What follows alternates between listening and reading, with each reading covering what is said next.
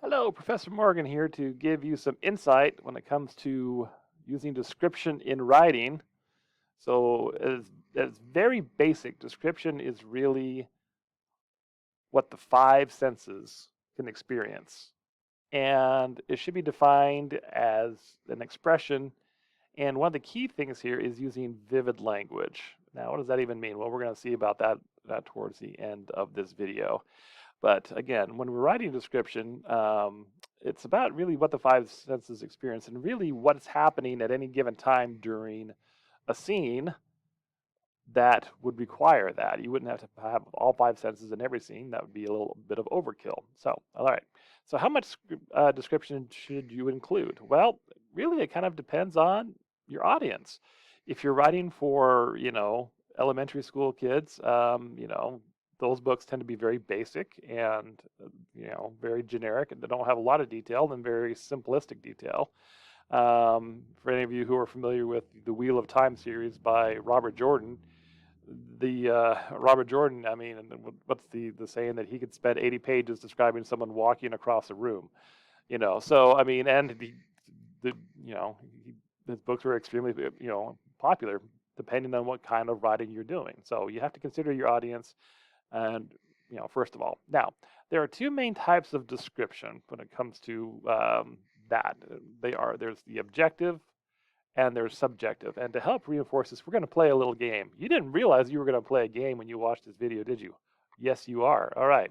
So let's do this. Okay. So objective is basically, to help you get ready for the game, is basically that there's no emotions involved. That the descriptions are literal. They're just literal and straightforward. That they are what they are. You're describing something the way that it is. That's objective. Okay. Whereas subjective is where our emotions are involved, where the descriptions of something are based on the character's point of view, or the writer's point of view, or the narrator's point of view. Okay, so there is a difference between a subjective and objective, and sometimes people get those confused. So we're going to do a little game here to kind of reinforce that. All right, so the following. Okay, so I'm going to give you something, and you tell me whether this is an objective or subjective statement here. Okay. The chair was comfortable. Now you can pause the video if you want. Okay, so is that an objective or subjective, statement? Three, two, one. Okay. Well, it can be argued that is subjective because what's comfortable for one person may not be comfortable for another person. Let's say this chair is actually the size of, um, maybe it's only like a foot tall and this is only maybe a foot wide. Yeah, for most people that wouldn't be comfortable because it wouldn't be big enough. Okay. So there may be that. Okay, so because we're making certain, assumptions about what the chair is like, or maybe there's actually rocks in here, or sharp objects, and you sit on it, and you're like, that's not comfortable. So again, that is someone's point of view. That's their perspective. Okay. Look at the next one. The house is blue. All right. Is that objective or subjective? Yeah. 3 seconds. Two, one. Okay, it is what it is. The house is blue. Okay, it's not like I'm walking down the street today and saying, "Wow, you know what? I'm really feeling happy. I think that house is yellow." No, how you feel doesn't change the fact that it's blue. It just is what it is. That is an objective statement. All right, we're getting to do some trickier ones here now. Okay, Disneyland is a happy place. Is that an objective or subjective? Three, two, one. Well, the answer is it kind of depends on who you are. Is it designed to be a happy place? Is that the goal? Yes, because it is an amusement park. Amusement is dealing with happiness, okay? Depending on who you are as an individual, you may or may not like the environment of Disneyland. If you're, an introvert and don't like to be around a lot of people, that's really probably not the best place for you. Or if you're having to carry around a screaming 2-year-old the whole time, yeah, may not be a happy place. If you absolutely love Disney and all that's about it, it may be a magical happy place. So, um, you know, it's designed, so more of an objective statement is Disneyland is an amusement park. I would say that. All right, let's look at another one.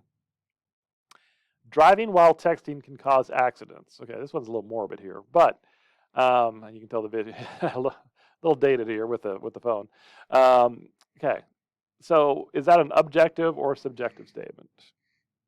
Okay, 3, 2, 1. Okay, well, again, objective because it's a statement. It can think. Anything that's going to distract you while you are driving can cause accidents. Not all accidents are caused by people being distracted, but that is a big part of them. Okay, now you can have this same picture here and the same concept where someone were to phrase it, people who text while driving are stupid. Okay, now that, it may not be the wisest choice, but again, what's your definition of stupid? Same kind of concept here. You're making a comment about it, but this is more of a subjective description about, approach to that. Okay, so let's look into some more concepts when it comes to,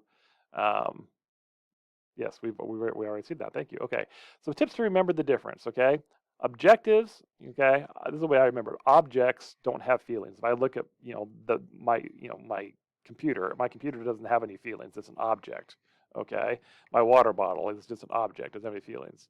Subjective is, okay, now not everyone's ever been on a subway, but it's like, again, this is strange, but how did I feel when I boarded the subway for the first time? Or another way you could look at it is sub, like submarine, means like under. It's like it's under your skin. It's like how you feel inside. So that's how you can keep the differences between those. All right, now when it comes to writing and how much description to use, it can be either a dominant or not dominant trade. Okay, now it can be either, it can be a combination. It can be like the main thing. Again, like the Robert Jordan books, Wheel of Time.